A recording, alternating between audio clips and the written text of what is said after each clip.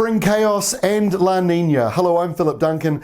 Thanks for joining us. Our weather pattern at the moment, typical spring with the ups and downs of temperatures. Some days are wet, the next day is dry and calm. We're seeing the wind come and go. But La Nina is with us and we'll feel it a bit more next week when we get more of a subtropical flow across the country.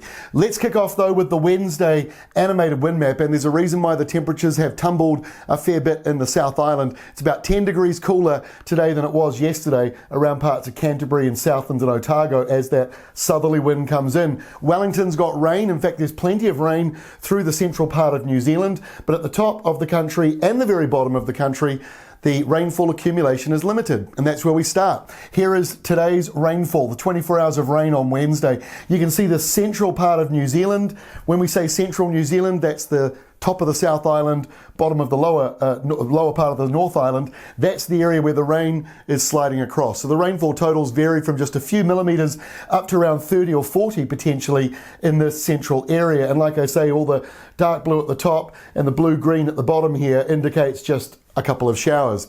Let's take a look at that for 5 days now. And once again, the blue and the green around the north to northeastern sides of the North Island, that's just a couple of showers. Not good news for Auckland and the water storage areas. Better news for Napier though, got a little bit of wet weather, but nothing like what you've had.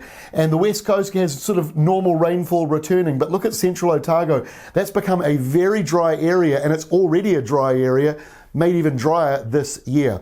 So let's take a look and see what's coming on in. Thursday looks like this. Low pressure out to the east over the Chathams, a cooler southerly right across the country. But down here in the deep south, a very slight westerly flow begins by the end of the day, and that will start to lift up your temperatures.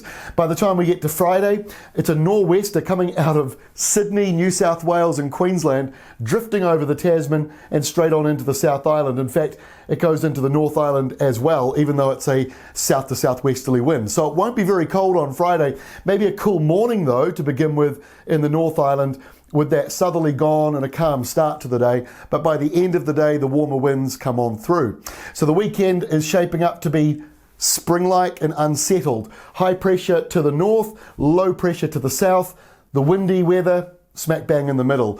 Very similar to what we've just seen in the last day or so. So again, windy weather through the central areas, through the mountains, heavy rain on the west coast, and later a cold southerly comes into Southland. Most of the North Island's dry, maybe a couple of showers towards nighttime. As we go into Sunday, those showers that were nighttime showers, they depart again quite early in the morning. Lunchtime Sunday, it's basically cleared away. So a few showers on Sunday morning here and there, one or two in the south, and it will be cooler again. Following that southerly change, temperatures drop nationwide once more on Sunday. And into next week, Monday, well, I talked about La Nina coming back. We'll start to feel it next week in a couple of ways. One, afternoon downpours bubbling up, maybe a thunderstorm here and there as well through those inland areas. That's because of high pressure rolling in, but the air pressure is not too huge, and it's enough to let the clouds still grow quite big.